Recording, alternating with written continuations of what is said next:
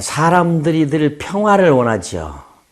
그러나 사람 스스로는 평화를 만들 수 있는 능력도 없고 평화를 즐길 수 있는 능력도 없는 것 같아요. 하나님께서 드디어 기드온을 통해서 이런 정말 기적적으로 있을 수가 없는 하나님만이 할 수 있는 전쟁에서 승리를 주게 됩니다. 그러다 보니까 이제 깊은 평화가 찾아왔는데, 평화가 찾아오니까 사람들은 이제 서로가 다 딴 생각들을 하기 시작하는 겁니다. 어떤 면에서 세상이 망한 것을 보면 전쟁으로 망한 게 아니에요. 온 세상은 역사적으로 보면 번영이 망하게 한 겁니다. 잘 살게 되면 사람은 망하는 모습을 봐요. 잘 살면 하나님께 멀어져요. 잘 살면 사람들은 잘 사는 것이 우상이 되고 평화가 우상이 돼서 하나님을 멀리하는 장면을 보면서 이 본문의 말씀 가운데서도 그런 안타까움을 우리가 보게 됩니다.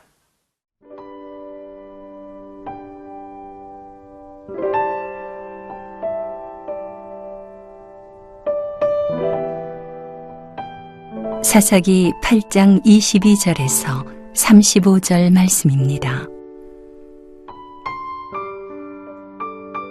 그때에 이스라엘 사람들이 기드온에게 이르되 당신이 우리를 미디안의 손에서 구원하셨으니 당신과 당신의 아들과 당신의 손자가 우리를 다스리소서 하는지라. 기드온이 그들에게 이르되 내가 너희를 다스리지 아니하겠고 나의 아들도 너희를 다스리지 아니할 것이요 여호와께서 너희를 다스리시리라 하니라. 기드온이 또 그들에게 이르되 내가 너희에게 요청할 일이 있으니 너희는 각기 탈취한 귀고리를 내게 줄지니라 하였으니 이는 그들이 이스마엘 사람들이므로 금 귀고리가 있었음이라.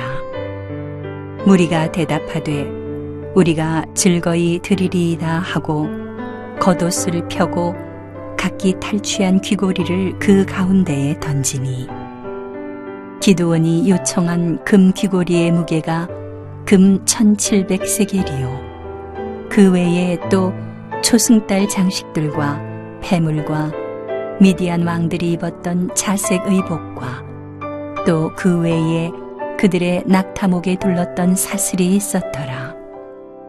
기드온이 그 금으로 에봇 하나를 만들어 자기의 성읍 오브라에 두었더니 온 이스라엘이 그것을 음란하게 위함으로 그것이 기드온과 그의 집에 올무가 되니라.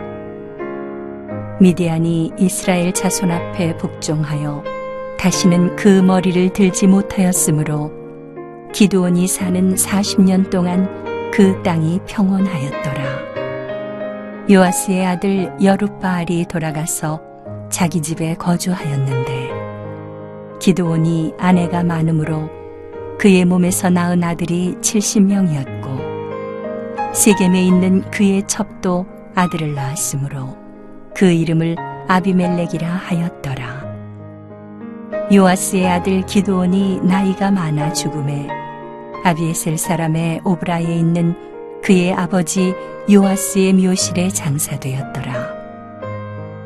기드온이 이미 죽음에 이스라엘 자손이 돌아서서 바알들을 따라가 음행하였으며 또 바알브릿을 자기들의 신으로 삼고 이스라엘 자손이 주위의 모든 원수들의 손에서 자기들을 건져내신 여호와 자기들의 하나님을 기억하지 아니하며 또 여룻바알이라 하는 기드온이 이스라엘에 베푼 모든 은혜를 따라 그의 집을 후대하지도 아니하였더라. 영화에 보면은 전쟁에서 승리했을 때 그런 그 승리의 환호성과 기쁨과 그런 장면들을 봅니다. 사람들은 뭐 어쩔 줄을 모르죠. 우리나라가 일본으로 해방했을 때도 마찬가지였을 것입니다.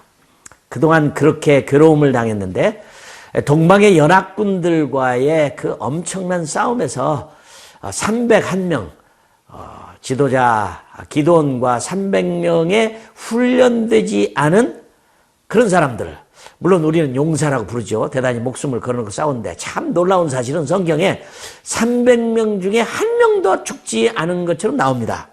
이럴 수가 있습니까, 여러분? 죽은 얘기가 없어요. 300명이 다 몽땅 살아난 것 같은 이런 전쟁은 아마 전무후무했다는 생각이 듭니다. 이런 전쟁을 마치고 난 이스라엘 백성들은 감격이었겠죠. 이제 그때 이제 전쟁에 승리하고 평화가 찾아오니까 생각을 했겠죠. 이거 어떻게 하면 좋으냐. 그리고는 이제 백성들끼리 모여가지고 이런 얘기를 합니다. 기드온 당신이 전쟁에서 이겼으니까 이제 우리 왕이 되라. 이렇게 요청을 합니다. 말씀해 보니까 그때 이스라엘 사람들이 기드온에게 이르되 당신이 우리를 미디안의 손에서 구원하셨으니 당신과 당신의 아들과 당신의 손자가 우리를 다스리소서 하는지라. 왕, 최고의 명예지요. 사람들이 쿠데타를 왜 일으킵니까?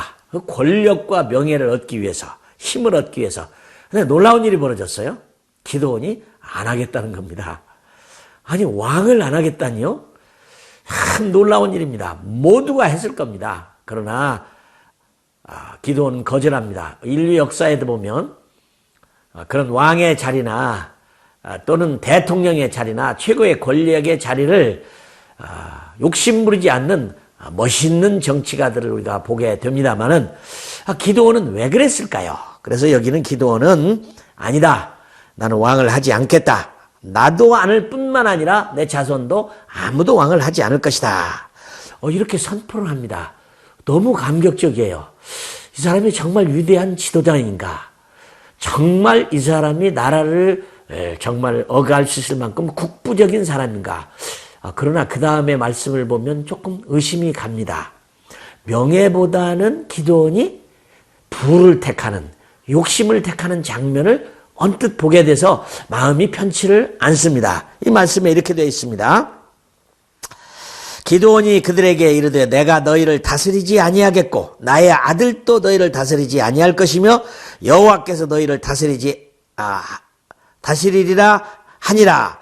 기드온이 또 그들에게 이르되 내가 너희에게 요청할 일이 있으니 너희는 각기 탈취한 귀고리를 내게 줄지니라 하였으니 이는 그들이 이스마엘 사람들로 금 귀고리가 있었습니다. 여기 보니까 왕의 자리를 그가 포기하면서 답은 멋있습니다. 여호와가 다스릴 것이다. 그러나 사실 이건 말이 안 됩니다.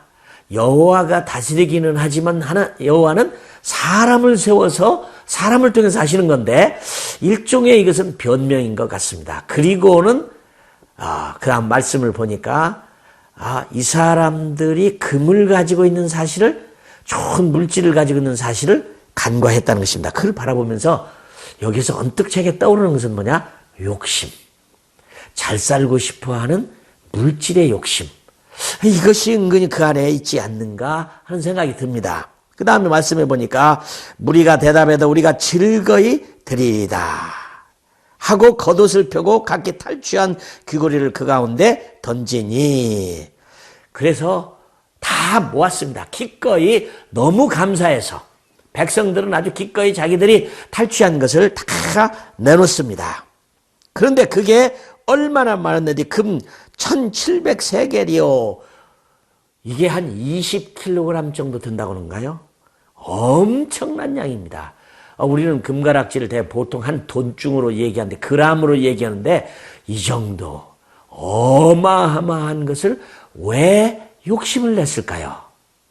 때로는 우리는 하나님을 섬기는 신앙에서 금이 갈 때가 있습니다. 우리가 하나님한테 멀어질 때가 있습니다. 그것은 욕심이라는 겁니다. 이 기드온이 끝까지 끝까지 그런 욕심까지 버렸더라면 두고두고 그는 하나님의 사람으로서 사무엘처럼 존경을 받았을 텐데 그러하지 못한 모습을 보는 것은 우리 마음이 아픈데 우리도 삶에 적용해야 될 것 같습니다.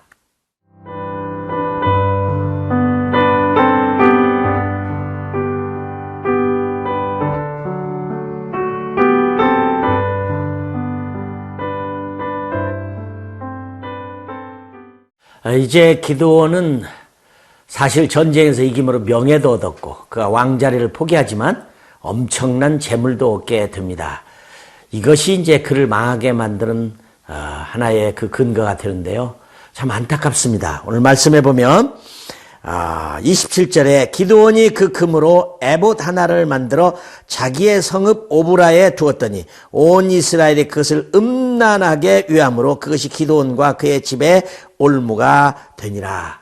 그 엄청난 금을 가지고 녹여가지고 제사장이 입는 에봇을 만들었다는 겁니다. 하나님은 성경 어디에도 창세기에서 선지서 끝까지 봐도 하나님은 에봇을 금으로 만들어서 보는 에봇을 만드는 것을 명한 적이 없습니다. 여기에 문제가 생겼습니다. 에봇이라고 하는 건 제사장이 입는 거니까 마치 하나님을 경외하고 하나님을 높이고 하나님을 옷 입고 하는 의미로서 느껴지는 것 같지만 사실은 아니죠. 입지 못하는 에봇은 그것은 우상이 되는 겁니다. 그래서 여기 보니까 우상을 섬기는 것을 성경에 보면 음란하게 했다고 말을 합니다. 그러니까 이것을 보고 금 에봇이니까 그것을 너무 아끼는 것이고 음란하게 섬기게 되는 그런 올무가 돼버렸다고 성경은 말합니다. 참 안타까운 일입니다. 우리가 끝까지 하나님을 잘 섬길 때 그렇게 믿음으로 잘 섬긴다면 말씀대로 1.1획도 헛되지 않고 좌우로 치우치지 않고 지킨다면 얼마나 좋겠습니까? 그래서 성경에 보니까 그럼에도 불구하고 이러한 기드온의 어리석음과 백성의 어리석음이 있지만 미디안이 이스라엘 자손 앞에 복종하여 다시는 그 머리를 들지 못하였으므로 기드온이 사는 40년 동안 그 땅이 평온하였더라. 이건 뭐냐 하면 하나님의 약속입니다. 하나님의 언약입니다. 내가 너희들이 그렇게 고통스러울 때 호소했을 때 내가 들었다. 내가 이런 기드온을 통해서 내가 300명의 군사를 통해서 너에게 평화를 주마. 한번 주기로 약속한 평화를 40년 동안. 이 말은 무슨 말이냐면 리더가 살아있는 동안 이 땅은요 참된 영적인 지도자가 없을 때 사람들은 넘어집니다. 쓰러집니다.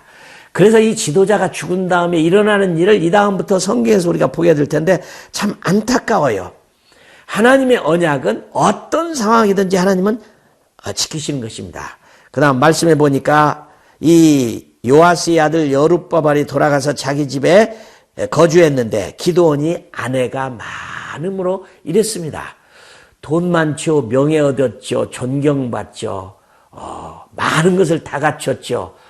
결국은 많은 부인을 뒀다는 거죠. 이것이 또 올무가 돼버렸습니다. 그러다 보니까 아이들을 70명이나 낳았습니다. 저는 생각이 드네요. 70명의 아들들을 다 기억했는지 모르겠습니다.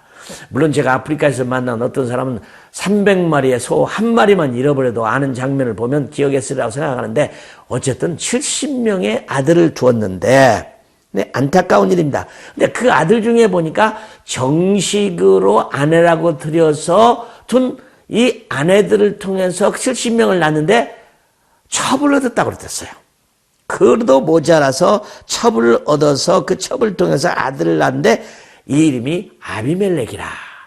이게 장차 큰 문제를 일으키는 장면을 보면서 참 백성들은 좋은 지도자를 만나야 되고 좋은 지도자들은 좋은 아내를 만나야 되고 좋은 아내들을 통해서 좋은 자녀를 잘 길러야 되고 백성을 잘 인도해야 된다. 이렇게 함으로 평화가 만들어지는 것을 보면서 좋은 리더라는 것은 대단히 귀중한 것입니다.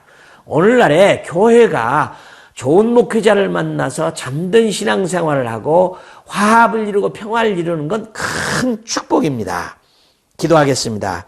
하나님 아버지, 사람이 번영하니까 이렇게 타락하고 어리석은 생각을 하고 많은 부인을 얻고 재물을 탐내서 모아두고 또 그 부인이 모자라서 다른 첩을 두고 결국에는 그 첩의 아들을 통해서 문제가 일어나는 장면을 우리가 미리 보게 되면 안타까운 일입니다. 사랑하는 주님, 이 땅에는 욕심 가질 수밖에 없던 많은 눈에 보이는 현란스러운 것들이 많이 있습니다.